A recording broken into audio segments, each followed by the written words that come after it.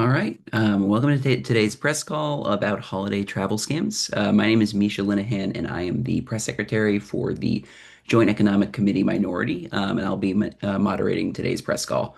Before we begin, a reminder to everyone joining the call, just keep your microphones muted. If you need a copy of Senator Hassan's new bipartisan winter holidays travel scams alert, a copy is available at the banner at the top of Senator Hassan's website. That's hassan.senate.gov. Today we are joined by Senator Maggie Hassan, the ranking member of the Joint Economic Committee, former Governor Chris Sununu, the current president and CEO of Airlines for America, Kathy Stokes, the Senior Director of Fraud Prevention at AARP, Justin Brookman, the Director of Technology Policy at Consumer Reports, and Senior Assistant Attorney General Brian Townsend of the Consumer Protection and Antitrust Bureau in the New Hampshire Department of Justice. Um, each speaker is going to give some remarks, and then we will have time for a few questions from press. But without further ado, Senator Hassan, I will turn it over to you. Well, thanks, Misha, and thanks to all of the folks who are joining me, Kathy and Justin and Brian and Chris Sununu here. I'm really appreciative of everybody giving us their time, because what we're really trying to highlight today is the fact that at this time of year, it's winter holidays, it's a really busy time of year, and it's a time of year where people travel a lot. And what we're seeing as we do bipartisan work in the Joint Economic Committee to combat scams in general, we're seeing a real spike in scams right now, especially concerning holiday travel, because it becomes, for scammers, a pretty target-rich environment. People are busy making last-minute travel plans, trying to handle Christmas shopping, work, family, and everything else. And so unfortunately, we see scammers really trying to take advantage, and they're doing things like um, giving people, sending texts and emails that tell people their flights are either delayed or canceled, with links or phone numbers for the customer to pursue rebooking on. And of course, those aren't real links, those aren't real phone numbers to the airline or the hotel. They're linking people with scammers. And the scammers are stealing personal information and or money from folks. So we are just trying to heighten attention on this. The Joint Economic Committee did a bipartisan report and alert to try to make sure that our constituents understand that it's really important this time of year, if you get one of those texts or emails, to take a deep breath, exit out of the email, exit out of your text chain, go to the official site, the official website for the airline or the hotel, or call their customer service number, or use an official app. But don't just click on a link or phone a number that appears to you in an email or even a sponsored ad, because those are very likely scams. And the best way to make sure that you're protecting yourself and your hard-earned money is to make sure you use official websites and apps. We really just want people to understand that scammers are out there. Increasingly, we're seeing the crime of this kind of scams, this fraud, costing the global economy something like $1 trillion plus in 2024. That's more than the illicit drug trade costs. Recent reporting says it's almost a couple of $100 billion in costs here in the United States. And it's just something people got to be aware of, and we need to come together and combat it, especially this time of year. So thanks to everybody who joined the call, and look forward to answering your questions. Thanks, Senator Hassan. Next, I'll hand it to Governor Sununu, the president and CEO of Airlines for America. Great. Well, thank you very much. And again, first and foremost, huge thank you to Senator Hassan. To have someone in Washington, D.C. that really takes the lead on this. This is not a footnote issue. This isn't something that we're going to think about today and move on tomorrow. This is a growing issue and concern. And as the senator said, this is hundreds of billions of dollars a year and growing because of how we communicate, how we transmit information. As the head of Airlines for America, we're so proud. It's going to be a record-breaking year of people traveling. That's awesome. Prices are very low. That's great. That means that more families than ever before will be traveling. But what it also means is there's a lot of first-time travelers. So there's a lot of open opportunity for those scams, for that fraud, and making sure that we're on the front lines of that consumer protection is really, really critical, not just in terms of the government entities. And we'll talk a little bit about all the different opportunities to make sure that folks can report what's happening. And reporting is such a big part of that, right? Making sure that nothing stays silent, but also what we can do within our individual responsibilities. And as the senator said, go right to that direct carrier. For an airline, go to the American Airlines or the United site, whatever it might be. Or if you're booking in a hotel, Marriott or Hilton, go right to their direct site. Be very, very cautious of information that comes in through text or phone numbers that you don't recognize, and just be very cognizant. While the elder abuse issue has been growing over time, this hits everybody at every age, every economic demographic, every state, every county, every city. And so again, it's not a matter of shame that you got scammed. It's out there, and they're trying to prey on anybody they can get because it's such big money for them. So again, making sure that we're kind of taking the necessary steps on our end to minimize those impacts can go a long way in making sure that we just have a great holiday season, and can move forward. So thanks again to the Senator Hassan. We just want everyone in DC, everyone in their local communities taking a lead voice on this and understanding it can happen to anyone. And if you think it might be happening, it probably is, right? So you got to take those extra precautions, those extra steps to protect you and your family and get through the holidays happy and safe and ready to kick off 2026 in a great way. So, and again, thanks again for everyone for putting the call together. Thank you, Governor Sununu. Next, we'll go to Kathy Stokes with AARP. Well, thanks for inviting AARP to join this discussion. I'm Kathy Stokes, and I lead the AARP Fraud Watch Network. And our mission is really fraud prevention through education and also advocating for meaningful change to address what we consider a crisis of fraud. And we also offer support for victims through a helpline and through virtual group support sessions. And, I think it's kind of been intimated that the nature of fraud has changed really dramatically over the last 5 years. And these perpetrators are mostly transnational crime rings, and they have the money and the sophistication and the infrastructure to scale and to perfect their scam attacks. And they also have a playbook, and that involves getting the target into a heightened state of emotion. They know how our brains work, and that they need to get past the place in our brains where we apply logic and into the part of our brains where we respond with emotion and act quickly. And so, given the nature of the crime and the sophistication of the tools, it's really important to understand that being defrauded is not the victim's fault. It's a crime, the biggest crime in our country and around the world, and we need it to treat it like that and to treat victims with the empathy and the dignity that they deserve. And so AARP has launched a campaign to help consumers better identify when they're being confronted by a scam by knowing the three things that most scams come at us with. And these are a contact out of the blue that yields a heightened emotional state and contains urgency. And when those three things come at us, it can be a trigger for what to do in that moment. And that's what we're calling an active pause. So it's something that's taught like to pilots for takeoff and landing, to emergency medical teams and in military operations to pause and assess a situation before you take action.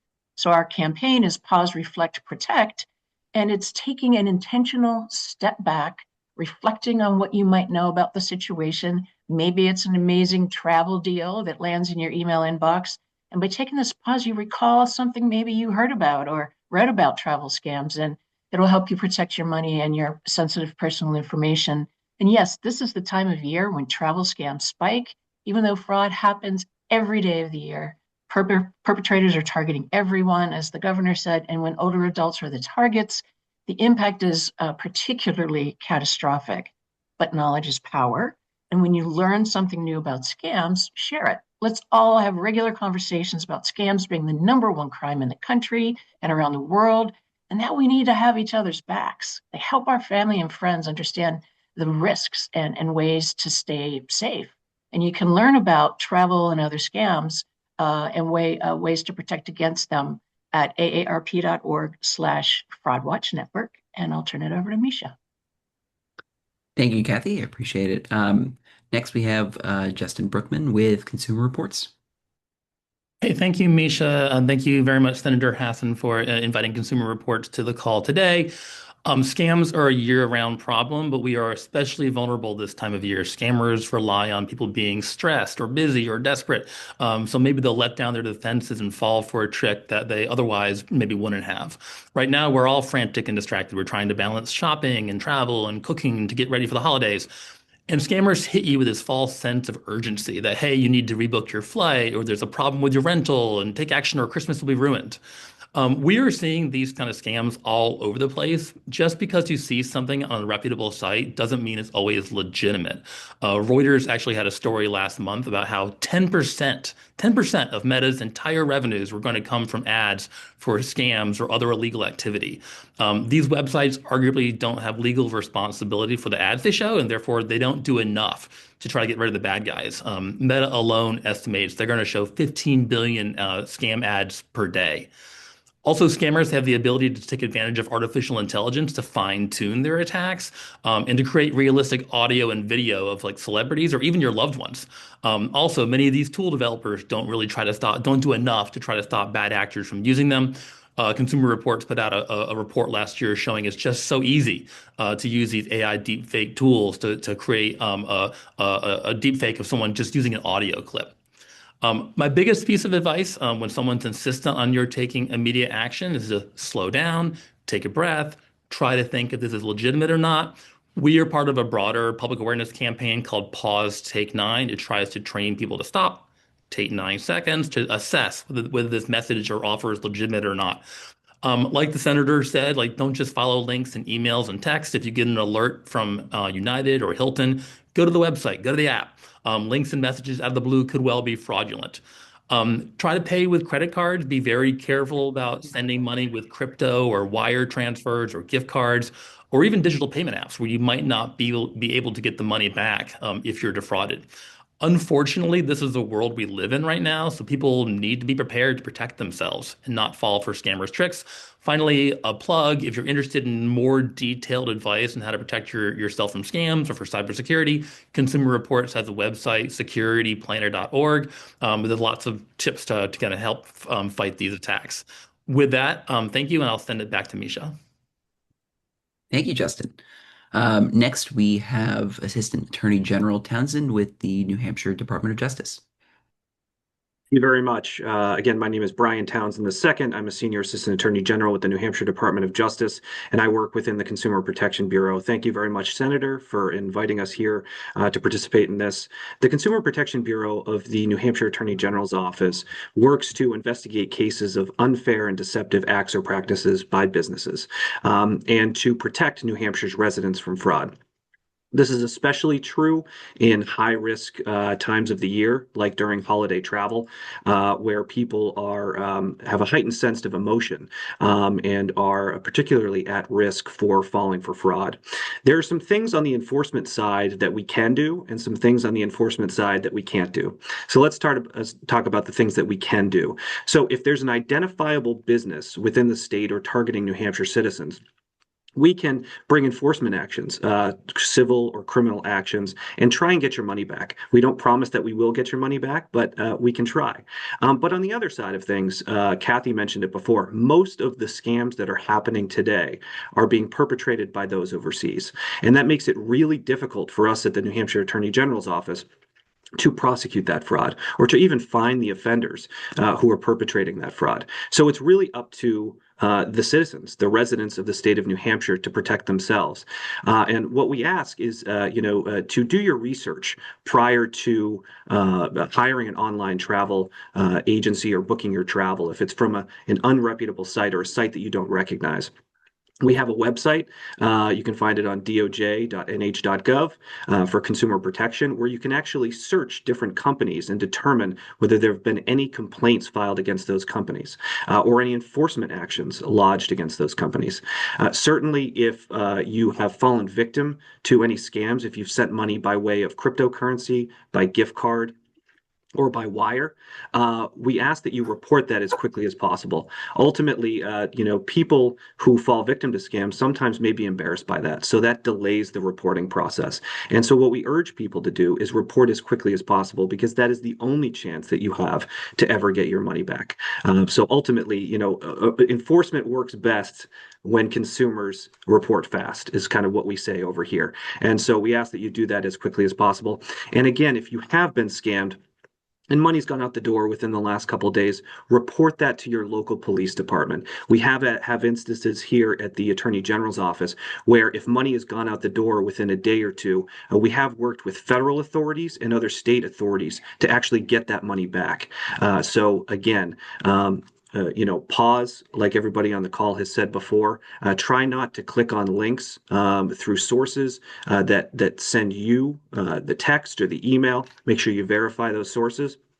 And ultimately, report as quickly as you can if you feel or believe that you have been scammed. Thank you. Thank you, Brian. So we have a few minutes for questions. If you would like to ask a question as a member of the press, please raise your hand on Zoom, and I will call on you to unmute. If possible, if you could direct your question to one of the speakers, that would be great. Let's go to Pavan with Politico. Hi, everyone. I'm Pavan Chari with Politico's transportation team. I just had a question for former Governor Sununu. The Senate last week passed Ted Cruz's Rotor Act, which I know Airlines for America has expressed support for. I just wanted to ask if you've had any conversations with House leadership about the Rotor Act getting a vote on the House floor. Just very quickly that, we've had discussions. I mean, they're going to take it up, but my guess is there'll be some amendments attached to it, and we'll see where it goes. Do you know when that could happen? I don't. All right. Thank you, Governor. I also had a follow-up question related to a bill that passed out of the House Transportation Committee last week to pay air traffic controllers during future government shutdowns. Have you had any conversations with House leadership about when that bill could potentially get a floor vote? Only in that it should happen soon, because the potential government shutdown would be the end of January. So it's something that have to take up very soon. And obviously, we're hopeful that they'll pass something like that so that the airlines themselves don't, and the air traffic controllers, those individuals, don't become that political football, if you will, during government shutdown. Okay. Thank you, Governor. Thank you. Any other questions from press? If there aren't any, I just wanted to add a couple of things. Again, thanking all the participants today. One of the other things I want people to know is that at the federal level, you can report fraud to reportfraud.ftc.gov, which gives you a central location at the federal level for reporting. And to echo what Brian Townsend said, reporting early is really, really important. One of the things the Joint Economic Committee minority is working on, we've been doing a series of investigations to find out what different platforms are or are not doing in order to prevent fraud and really try to make sure that their platforms are safe. We've also been, we've sent inquiries to Starlink because Starlink is used by these scam compounds on the other side of the globe from us. But one of the things we're really trying to do is gather information about the full scope of scams and then look at models in other countries that would centralize reporting, which should lead to much more prompt response from law enforcement and hopefully the capacity of law enforcement working hand in hand with the private sector to shut these scams down much more quickly. Lastly, you can go to my website, hassan.senate.gov, because we are doing a survey of scams, of scams that people have encountered. So if you have received a scam on text, email, by phone, and you want to report it to us, it gives us a way to follow up on trends that we're seeing. Again, the hope being that we do a holistic response to this growing, to Kathy's point, a really growing type of crime, which is the most prevalent crime we are encountering right now. We need a holistic government approach with both the private sector and government working together to combat it. So people can go to hassan.senate.gov to learn more about that. Can I ask a question? Justin, did you say that 10% of online ads, up to 10%, could be scams? That's an astounding number. Yeah, no, I mean that wasn't me. That was Reuters. They had a series of articles. That was in early November. They had a couple follow-ups later. But I mean, I recommend it to anyone. It's really absolutely astounding. Like, they are aware of the problem. They had a list of the worst actors, but they didn't take action against many of them. I guess because, like, they would argue it's not our legal responsibility. We're just, we're just hosting the ad. It's the bad guys who are overseas who are creating it. And so there's a question about, what sort of legal responsibility these platforms should have. I think they should probably have more. They're aware of bad actions, or they're aware of how much fraud there is. They should have an obligation to take action. Can you, not that this would happen, but can you imagine if 10% of the commercials on WMUR were scams? Yeah. I mean, if there were 1%, people would be shockingly outraged, they'd right? be frustrated and outraged, right? Yeah. That's Yeah. amazing. It's amazing, and that's why the Joint Economic Committee minority has been reaching out to these various platforms, whether they are dating platforms or others, to really say, what do you do? Especially now that AI has gotten so sophisticated and so able to replicate everybody from a customer service rep to a member of your family, sounding like someone you know, or even in some cases, an organization that you worked with, a not-for-profit. So you think you really are talking to somebody from an organization you know and trust. So again, to everyone's point here, it really is important to take a pause anytime somebody is pressuring you to act quickly. And then particularly, I forget whether it was Brian or Justin who mentioned when they're pressuring you to pay them in a non-conventional way like crypto, that's another real reason for people to take pause. We've heard anecdotally there's law enforcement in New Hampshire who spend some of their time parked by the crypto ATM machines, because they'll see people walking in and they sometimes will just start a conversation with them to ask, why are you using this ATM?